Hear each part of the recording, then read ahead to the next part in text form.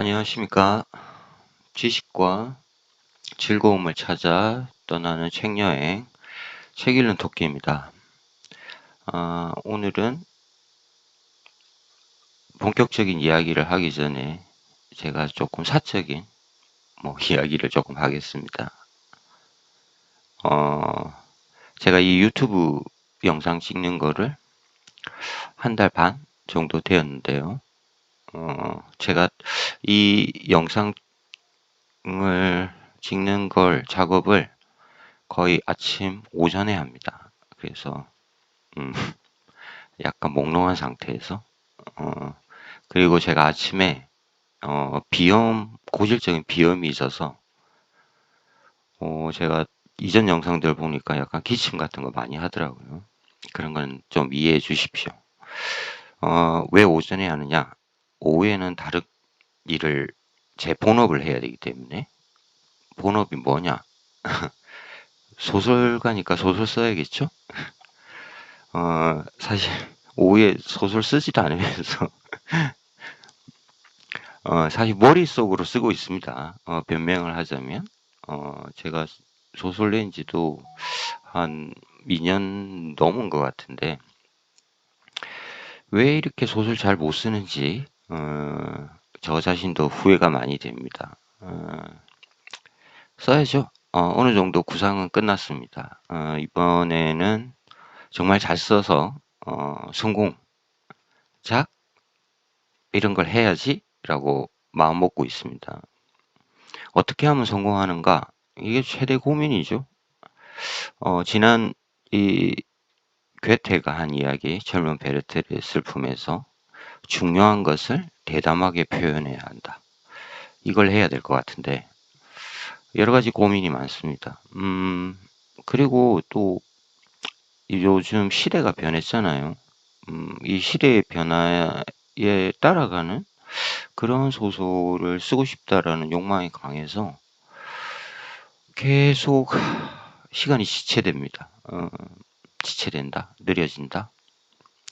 어쨌든 구상은 끝났다고 생각하고 있으니까 이제 새로운 다가올 새 계절에는 소설을 써서 내는 걸로 이렇게 저 개인적인 목표를 정하고 있습니다. 자, 오늘 이야기 이어가도록 하겠습니다. 젊은 베르테르의 슬픔 쭉 읽고 나오고 있고 제가 오늘로서 마지막으로 3분가요? 4분가요? 오늘로서 끝낼 예정입니다.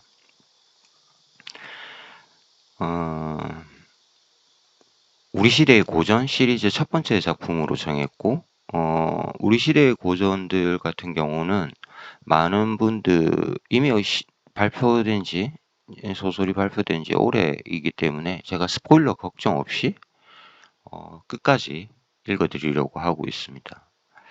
그래서 오늘도 역시 마지막 파구까지 다 소개해 드릴 예정입니다. 자, 본격적으로 내용에 들어가기 전에 약간 환기시키기 위해서 우리가 지금 뭘 하고 있나? 두 그림이 나왔는데 대표적인 그림. 이 그림을 보고 차이점들 조금 느끼셔야 됩니다. 거의 같은, 사실은 19세기 작품들입니다. 전부. 괴테는 지금 젊은 베르테르의 슬픔을 18세기 말 1771년인가에 발표했습니다.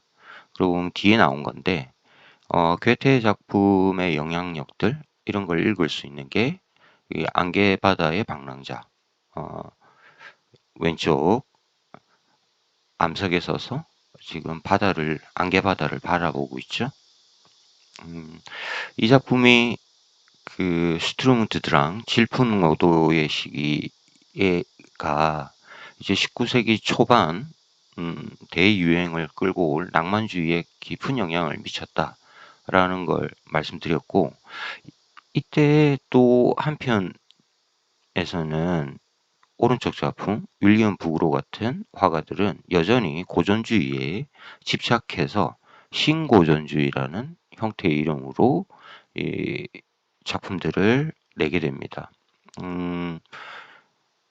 그래서 잘 살펴보시면 젊은 베르테르의 슬픔이 이 고전주의와 낭만주의의 중간 정도에 서 있다. 그래서 이 대척점, 이 두 세계관이 부딪혀서 폭발하는 그런 지점들을 발견할 수 있는 작품이다. 이렇게 말씀드릴 수 있을 것 같습니다.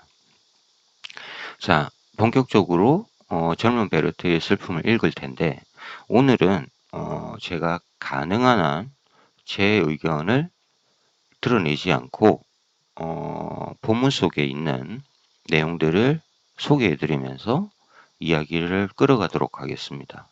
제가 잘 읽을 수 있을지는 좀 걱정이지만 최대한 노력해서 본문을 읽어드릴 테니까 이 두 세계가 부딪혀서 일어나는 갈등 속에서 한 개인, 우리의 주인공 베르테르는 어떤 운명을 맞이할까? 이런 거를 머릿속에 염두에 두시고 따라오시면 재미있게 이 작품을 감상하실 수 있을 것 같습니다. 자, 들어가도록 하겠습니다. 제2부입니다. 공사는 몸이 좀 편찮아. 확실히 우리들은 모든 것을 자기를 모든 것과 비교하도록 만들어져 있네. 그렇다면 행복이나 불행도 우리가 자기와 비교하는 대상 여하에 딸린 거야. 따라서 고독처럼 위험한 건 없지. 우리의 상상력은 자기를 높이고자 하는 본성의 압박으로 또 문학의 환상적인 이미지에 조장되어 존재의 한 계열을 만들어내지. 우리는 남에게 우리가 가진 것까지 주고 또 하나 덤으로 일종의 이상적인 낙천성까지 주어진 것 같은 생각을 한다네. 이렇게 해서 행복한 사람이 완성되는데 실은 우리 자신이 만들어낸 것에 지나지 않아. 베르테르의 내면 세계입니다. 공사는 정말 기분 나쁜 사내더군. 나를 가장 격분시킨 것은 이 숙명적인 사회의 사정이야. 물론 나도 내 나름의 신분적인 차별이 필요하고 그것이 나에게 여러 가지 이익을 제공하고 있다는 것도 알고 있지. 하지만 내 인생에서 신분 같은 것 때문에 방해받고 싶지는 않아. 1772년 2월 20일 알베르트에게 보내는 편지입니다. 알베르트는 베르테르가 사랑하는 로테의 약혼남입니다. 당신네들 두 사람은 벌써 부부가 되었으나 로테의 초상화는 아직도 벽에 걸려 있어. 이대로 놔둘 생각이요. 당신에게 폐를 끼치지 않고도 나는 로테의 마음속에 있으니까. 결혼을 했습니다. 결혼을 했다는 건 베르테르가 사랑을 잃었다라는 이야기죠. 3월 24일입니다. 사직원을 냈는데 제발 받아들여졌으면 좋겠네. 5월 9일 순례자와 같은 경건한 마음으로 고향을 두루 돌아다녔네. 나는 전쟁에 나갈 생각이었다네. 로테를 잃은 사랑하는 연인을 잃은 슬픔 속에서 방황하는 베르테르의 모습입니다. 6월 16일 그렇다. 나는 나그네에 불과하다. 이 세상의 순례자인 것이다. 그런데 자네들은 과연 그 이상의 것일까? 빌헤름, 정말이지 로테는 나와 함께 사는 쪽이 훨씬 행복할 거라고 생각하네. 그는 로테의 소망을 만족시켜줄 인간이 아니야. 감수성에 어떤 결함이 있지. 베르테르의 내면 세계의 혼란을 따라가셔야 합니다. 흔들리고 있습니다. 나만이 로테를 간절히 마음속으로 사랑하고 로테 이외에는 아무것도 모르네. 이해하지도 않고 소유하고 있지도 않아. 그런데 어떻게 나 이외의 사람이 로테를 사랑할 수 있단 말인가? 사랑할 권리가 있단 말인가? 가끔 나는 이것을 알 수 없네. 중간에 한 에피소드가 생깁니다. 한 사내를 알게 되는데 이 사내의 처지가 자신과 조금 유사합니다. 사랑하는 연인을 다른 남자에게 잃게 되는 거죠. 여주인에 대한 사랑이 날이 갈수록 강해져서 끝내 자기가 무엇을 하고 있는지, 자기의 머리를 어디다 두어야 할지도 모르게 되었다는 거야. 여주인은 그의 소원을 들어주지 않았으므로 힘으로라도 그 소원을 성취할 생각이었다네. 자기가 왜 그런 짓을 했는지는 자기도 모른다는 거야. 이 사내의 이야기입니다. 나는 이 사랑과 성실, 정열이 결코 문학적인 창작이 아니라고 생각하네. 그것은 우리가 무식하고 거칠다고 말하는 계급의 사람들 사이에 아주 순수한 형태로 살아있네. 자, 다시 로테에게로 돌아갑니다. 10월 10일입니다. 그녀의 검은 눈을 보기만 해도 나는 벌써 기분이 황홀해지네. 내 마음을 초조하게 만드는 것은 알베르트가 자신이 기대했던 것만큼 행복한 것 같지가 않다는 일일세. 결혼한 두 사람이 생각보다 행복하지 않다는 것에 목격하고 마음의 안정? 이건 좀 문제가 있는 정신 상태죠. 오시안이 내 마음속에서 호메로스를 쫓아내고 말았네. 오시안은 아일랜드 쪽에서 나오는 서사시라고 그럽니다. 그래서 이걸 페니안 발라드, 오시안 발라드라고 부른다는데 괴테가 이 서사시의 굉장한 추종자였다고 합니다. 그래서 호메로스 서사시에서 오시안 발라드 쪽으로 옮겨왔다. 친구야, 나도 그 충성된 무사처럼 칼을 뽑아 담만마의 괴로움으로 몸부림치는 인생을 고통의 일격으로 벗어나고 싶네. 이 해방된 반신반인의 뒤를 따라 나도 죽어가고 싶네. 파국의 복선이 그대로 드러났습니다. 10월 19일입니다. 이 공백, 가슴속에 느끼는 이 무서운 공허함이야. 나는 가끔 이렇게 생각하네.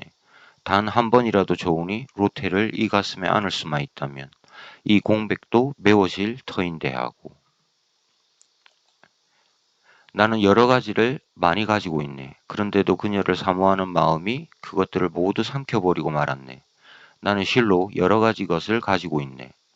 그런데도 그녀가 없으면 모든 것이 무로 돌아가고 만다네. 11월 3일. 이것은 거짓말이 아니야. 나는 가끔 잠자리에 들 때마다 이제 잠들면 깨어나지 말기를 얼마나 빌었는지 모르네. 지독한 고통 속에서 사는 인간의 내면 세계를 그리고 있습니다. 저는 이 문장을 읽으면서 아쿠타카와 류노스케를 떠올렸습니다. 아쿠타카와 류노스케가 일본의 근대 작가죠. 자살로 생을 마감했습니다. 그러면서 그의 마지막 유작으로 알려진 작품을 읽으면 이 문구가 그대로 나옵니다. 지금 잠들면 아침에 다시 깨어나지 않기를 바라는 주인공, 또 작가의 내면. 제가 이걸 보면서 아쿠타카오 류네스케가 정확히 젊은 이 베르테르의 슬픔, 젊은 베르터의 고뇌, 이 작품을 읽었을 것이다. 깊은 영향을 받았을 것이다. 이런 생각을 해봤습니다. 로테는 나의 절제 없는 행위를 나무랐네. 그 말에 얼마나 갸륵한 애정이 깃들여 있었던가. 나의 절제 없는 행위란 한 잔의 술에서 시작하여 끝내 한 병을 다 마셔버리는 일이었어. 그런 짓을 하시면 안 돼요. 로테 생각도 조금은 하셔야죠. 하고 그녀는 말했어. 자신이 깊은 고민 속에 빠진 것인 반면 로테는 계속 일상적인 그 생활에 그 가면을 쓰고 대하고 있다. 이것이 자신을 더 괴롭힌다. 11월 15일입니다. 나는 종교를 존경하네. 종교는 수많은 필요한 사람들에게 지팡이가 되어주고 수많은 쇠약한 사람들에게는 위안이 되어준다고 나도 생각하네. 다만 한 가지, 종교는 모든 사람들에게 똑같이 그럴 수 있는 것일까? 넓은 세상을 내다볼 때 종교가 그렇게 하지 못하는 수많은 사람들이 있다는 것을 알게 될 걸세.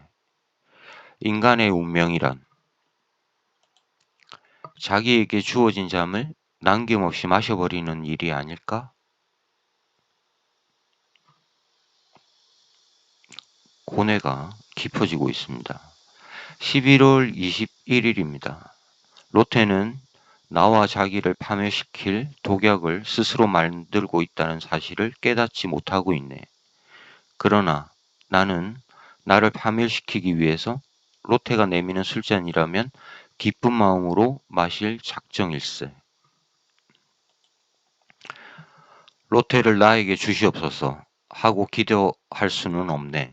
하지만 가끔 로테는 내 것인 것 같은 기분이 드는군. 로테를 나에게 주시옵소서 하고 기대할 수는 없네. 다른 남자의 것이니까.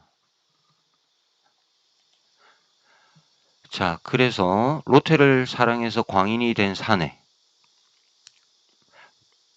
이제 점점 이 혼란은 광적인 상태로 베르테르를 몰아갑니다. 로테의 모습이 나를 뒤쫓고 있네. 자나깨나 꿈속에서까지 내 영혼을 차지하고 있는 것은 그녀의 모습이야. 자, 그러면서 이 소설은 독특하게 다시 이 편집자가 개입합니다.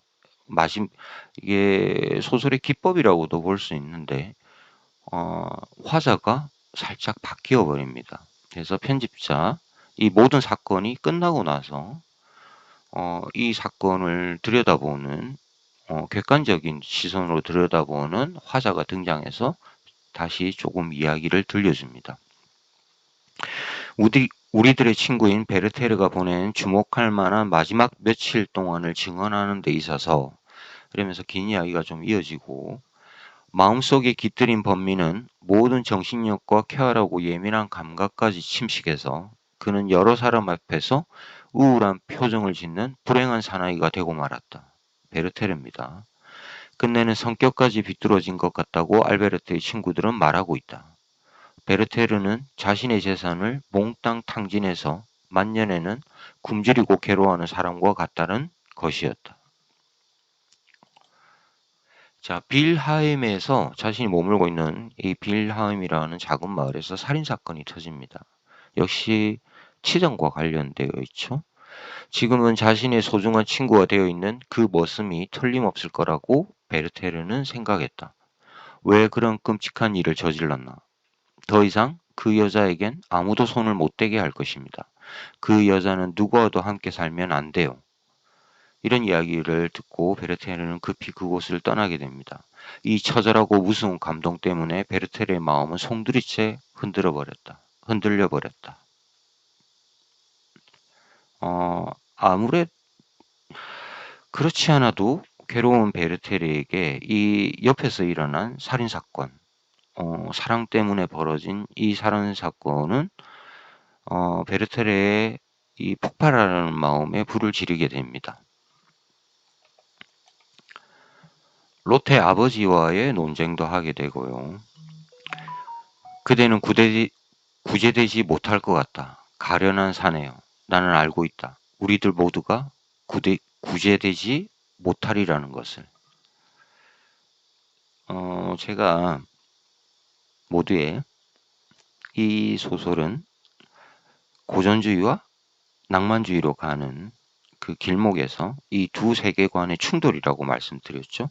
고전주의는 그 기존의 질서, 서구적인 질서, 기독교적인 질서겠죠. 종교와의 문제, 이 인습적이고 이 모습과 새로운 사상이 밀려드는 유럽에서 이 새로운 사상이란 철저히 종교와는 떨어져서 자신을 바라보려는 인식입니다. 그 부분은 제가 이전 영상에 소개했으니까 참고하시고요. 내가 되풀이해서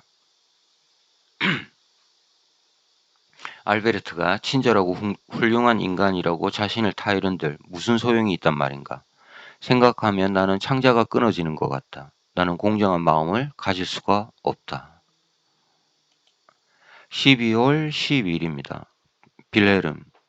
지금 나는 세상 사람들이 악령에 쫓기고 있다고 말하는 그런 불행한 자의 상태에 놓여 있네. 이따금 나를 엄습하는 것은 불안도 아니고 욕망도 아닐세. 뭔지 알 수 없는 미칠 듯한 충동일세. 친구여, 나는 로테를 이 가슴에 끌어안고 사랑을 속삭이면서 입술에 수없이 키스를 퍼부었다네. 내 눈은 황홀해서 그녀의 눈에 녹아들고 말았지. 막을 열고 안으로 들어가면 모든 게 그것으로 끝장이야. 그것을 어째서 주저하고 있는 것일까? 막 속에 어떤지 몰라서 그러는 것일까? 그리고 두 번 다시 돌아오지 못한다는 이유 때문일까? 이것은 인간의 마음의 본질이 혼돈과 암흑만을 예상하고 그것에 대하여 확실한 것은 아무것도 모르기 때문이다. 지금 굉장히 중요한 베르테르의 독백이 나왔습니다. 근대문학이 무엇이냐? 여기에 가장 마지막 문장, 인간의 마음은 본질이 혼돈과 암흑만을 예상한다. 심연 속으로 빠져드는 개인의 혼란을 다루는 것이 근대문학입니다. 그래서 우리가 괴테의 텍스트를 읽는 이유인 거죠. 200년이 훨씬 지나서도 여기에 우리 현대인들이 갖고 있는 내면의 혼란이 그대로 드러나 있습니다.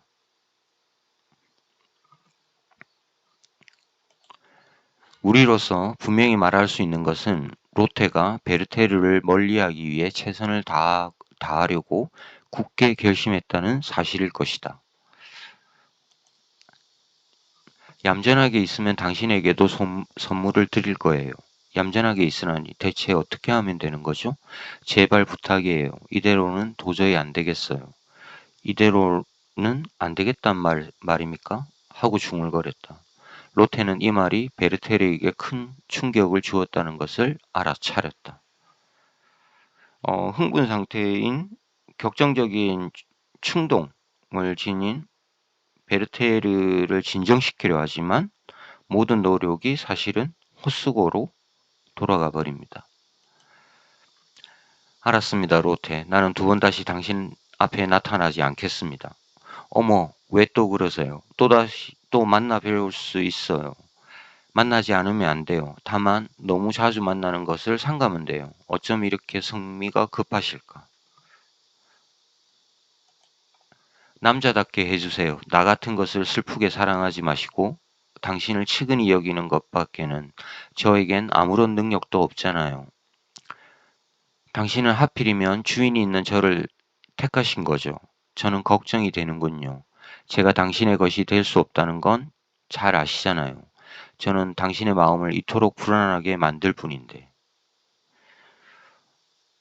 제가 2편에서 소개해드렸던 플라톤의 향연에서 사랑의 한 정의, 사랑이란 좋아하는 것을 영원히 소유하려는 욕망이다. 이것이 에로스의 본질이다. 그래서 소유의 개념이 나옵니다. 현대 시민 계급의 출현과 함께 이 일부일처제라는 계급제도가 갖는 문제점들이 여기서도 확연히 드러나고 있습니다.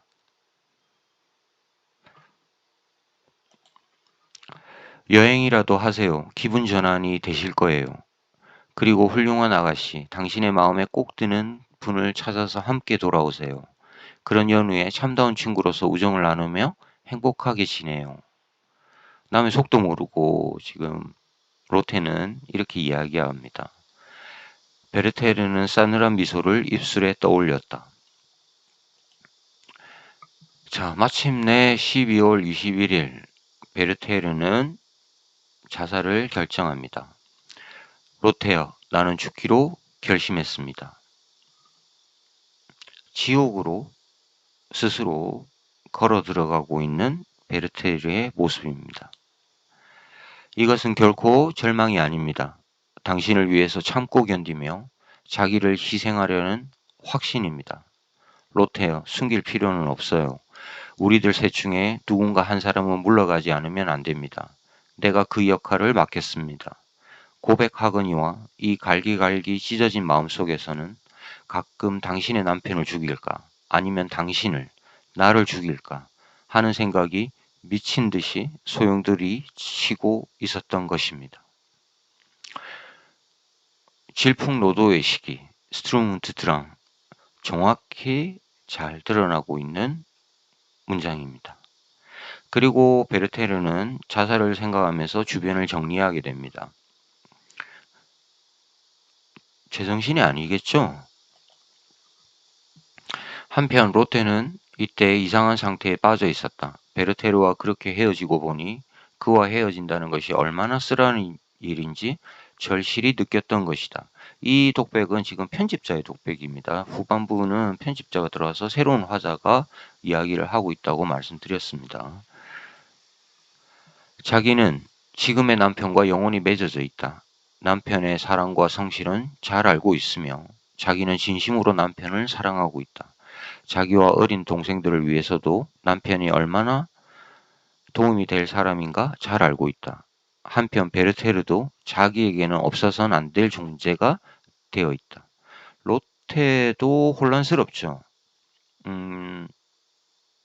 애정이 식었지만 그래도 가정이라는 것을 꾸리면서 성실하게 살아가는 알베르트라는 남편. 그런데 자신에게 끝없이 사랑을 고백하는 베르테르. 이 두 존재 사이에서 로테도 흔들리고 있습니다. 이 순간 만약에 베르테르를 오빠로 바꿀 수만 있다면 자기는 얼마나 행복할까. 자기와 절친한 여성을 베르테르와 결혼시킬 수만 있다면. 글쎄요. 이 부분은 굉장히 그로테스크하게 느껴지죠. 현대인의 감성으로 보면. 연인으로 가질 수 없다면 친족인 오빠로서 베르테르가 있었으면. 글쎄요. 물음표가 갑니다. 로테는 속으로 자기 여자친구들을 하나하나 생각해 보았다. 그러나 어느 여자도 뭔가 좀 모자라는 점이 있어서 베르테르에게 알맞은 여성은 하나도 없었다. 재밌죠? 베르테르에게 어울리는 여자는 자기밖에 없다. 밑에 그림은 그 단테의 신곡과 관련된 그리스 비극에 나오는 이야기입니다. 그리스 신화의 한 장면입니다. 사랑 때문에 서로 살인을 하게 되고 뭐 이런 장면들입니다. 여러 신들 3명이 속삭이죠. 악령들이. 이런 식으로 여러 가지를 생각하는 동안에 로테는 문득 처음으로 자기가 무의식 중이나마 베르테르를 자기 것으로 만들고 싶어 한다는 것을 깊이 깨달았다. 자, 오시안의 서사시를 두 사람이 로테와 베르테르가 낭독하게 됩니다. 그리고 이 시에, 이 이루어질 수 없는 시에, 이 질풍노도를 보여주는 시에 두 사람이 감동받습니다. 두 사람은 자기들의 슬픈 신세를 느꼈던 것이다. 베르테르의 눈과 입술은 로테의 품 안에서 불타올랐다. 전율에 휩싸인 로테는 몸을 뒤로 빼려 했다. 노래에 깃들인 크나큰 힘이 불행한 청년에게 떨어졌으므로 베르테르는 절망한 나머지 로테 앞에 몸을 던졌다. 순간 로테의 심중에 이상한 예감이 스쳐 지나갔다. 두 사람의 불타오른 뺨은 서로 맞닿았으며 세계는 눈앞에서 사라졌다. 그는 로테의 허리에 팔을 돌리고 여자를 가슴에 끌어안았다. 그리고 말을 더듬는 로테의 떨리는 입술에 미친 듯이 키스를 퍼부었다. 베르테르. 그녀는 힘없는 손으로 남자의 가슴을 밀어서 떼어놓으며 외쳤다. 아, 모든 것은 헛되고 헛됩니다. 하지만 로테는 날 사랑하고 있다. 이 팔은 로테를 끌어안았고 이 입술은 로테의 입술 위에서 떨렸으며 그 입은 로테의 입술에 닿아 더듬거렸다. 로테는 나의 것이다. 나는 로테의 것이다. 그래요, 로테. 영원히.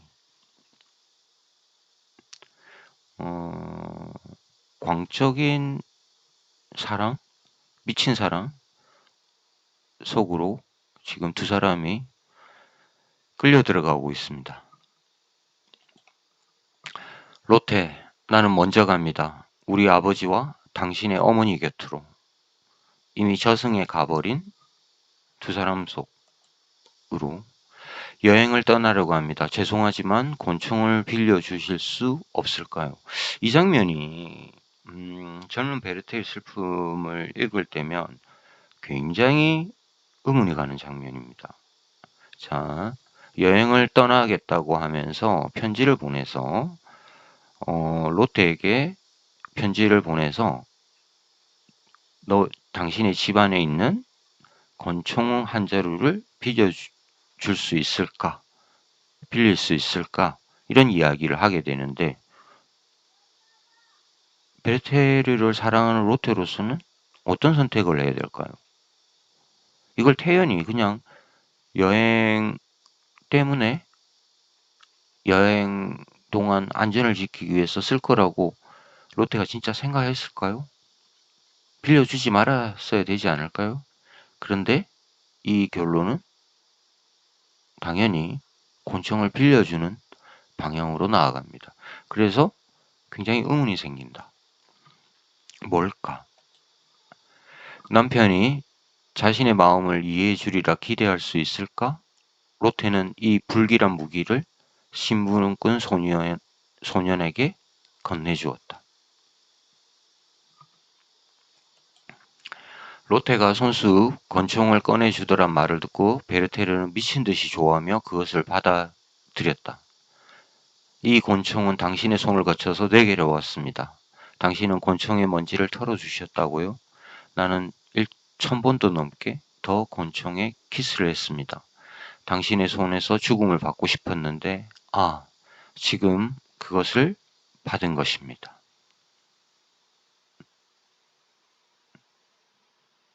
제정신이 아니죠. 로테어, 적어도 나는 당신 때문에 죽는다는 행복과 당신을 위해서 이 몸을 바친다는 행복을 누리고 싶습니다. 나를 당신과 맺은 첫날부터 나는 당신을 잊을 수 없습니다. 이 리본을 함께 묻어주세요. 총알은 이미 재어 있습니다. 12시를 치는 소리가 들립니다. 그럼 로테요. 안녕, 안녕. 옆집 사람은 화약이 번쩍하는 걸 보았고 총소리도 들었다. 자, 마지막에 왔습니다. 이 마지막 장은 굉장히 흥미로운 부분입니다. 깊은 고뇌에 쌓인 베르테르가 마침내 자살을 결정하고 로테가 건네준 총을 장전해서 총을 쏘옵니다. 그리고 즉사하지 못한 상태에서 꽤 시간을 보내고 고통 속에서 시간을 보내다가 베르테르가 사망하게 됩니다. 이 장면을 괴테는 굉장히 객관적인 시선으로 처리합니다. 감정을 드러낸 채 대단히 차가운 시선으로 이것이 또한 굉장히 멋지게 이 소설을 마지막에 장식하게 됩니다. 총알은 오른쪽 눈 위로부터 뇌를 꿰뚫어 골이 쏟아져 나와 있었다. 피를 뽑으려고 팔의 정맥을 째니 피가 흘러나왔다. 호흡은 아직도 계속되고 있었다. 자, 마지막 문장입니다. 낮 12시, 베르테르는 숨을 거두었다.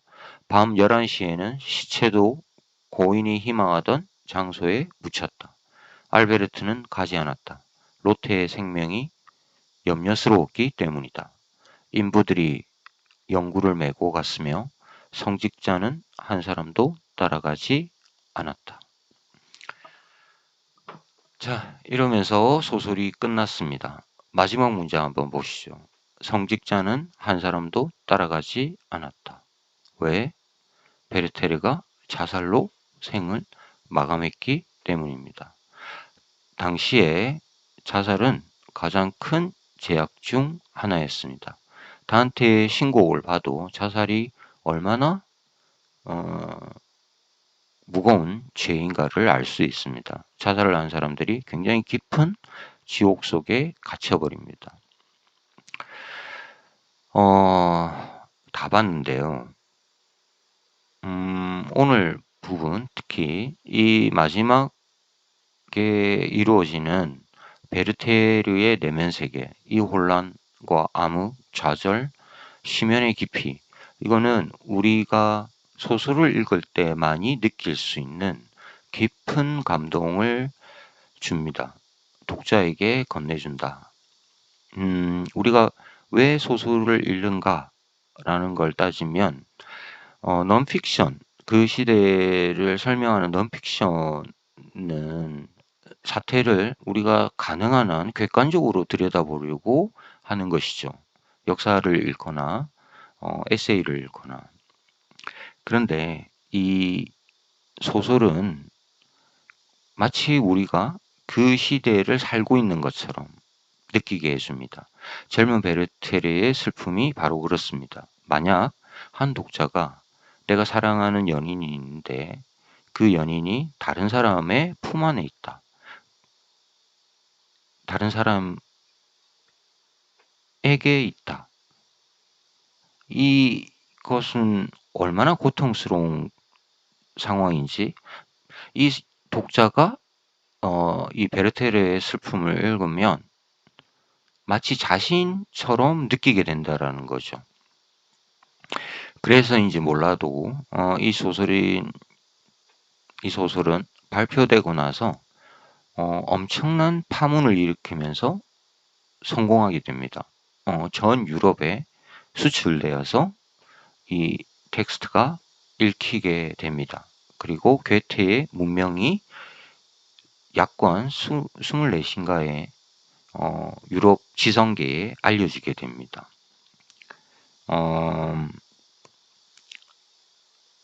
근대문학의 시작점, 이런 것들을 굉장히 잘 볼 수 있는 작품이다. 그래서 읽을 때마다 새로운 가치, 새로운 감동을 발견하게 되는 작품이다. 이렇게 정리할 수 있을 것 같습니다. 자, 마지막 문장 제가 남겨뒀습니다. 굉장히 좋아서 한번 읽어보겠습니다. 알베르트는 당신의 남편. 그게 무슨 상관입니까? 남편은 이성에서만의 일이지 않습니까? 내가 당신을 사랑하고 남편의 품에서 당신을 빼앗아 내 품에 안으려 하는 것은 이성에서는 죄가 되겠지요. 죄, 좋습니다. 그러므로 나는 나 자신에게 벌을 내리려 합니다. 생명의 향기와 힘을 들이마셨습니다. 그 순간부터 당신은 내 것이 되었습니다. 아, 로테, 나는 먼저 갑니다. 나의 아버지요, 당신의 아버지인 그분에게 가서 하소연하겠습니다. 그러면 그분은 당신이 올 때까지 나를 위로해 주시겠지요. 자살을 선택한 베르테르의 유서 중 일부입니다. 자, 오늘 여기까지 읽으면서 젊은 베르테르의 슬픔을 마치도록 하겠습니다. 슈트루문트드랑 제가 수백 번도 강조해서 이야기한 이 독일 초기 낭만주의가 곧 19세기 전 유럽에서 일어날 낭만주의 운동에 지대한 영향을 미쳤다. 개인과 종교, 또 죽음, 자살, 아주 깊은 문제, 중요한 문제를 대담하게 표현해라. 종교개혁이 일어났고 독일 쪽에서 많이 일어났죠. 그럼에도 불구하고 그 종교가 갖고 있는 그 억압에서 벗어나서 새로운 세계로 나아가려는 한 근대적 인간의 모습을 우리는 젊은 베르테르의 슬픔에서 만날 수 있습니다.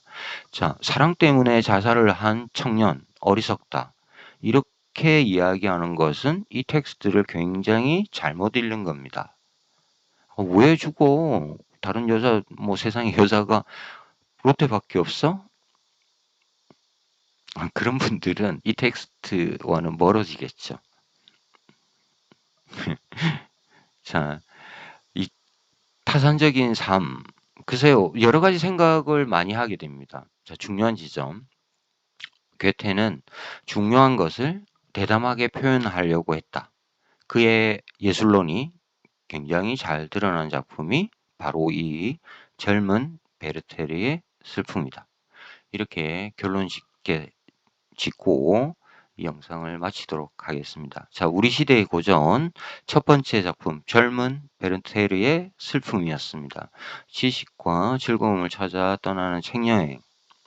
오늘도 즐거웠으면 좋았겠습니다. 여러분들한테 기쁨을 주는 게 제 목표인데 좀 더 노력하도록 하겠습니다. 자, 책 읽는 토끼였습니다. 시청해 주셔서 감사합니다. 마치겠습니다.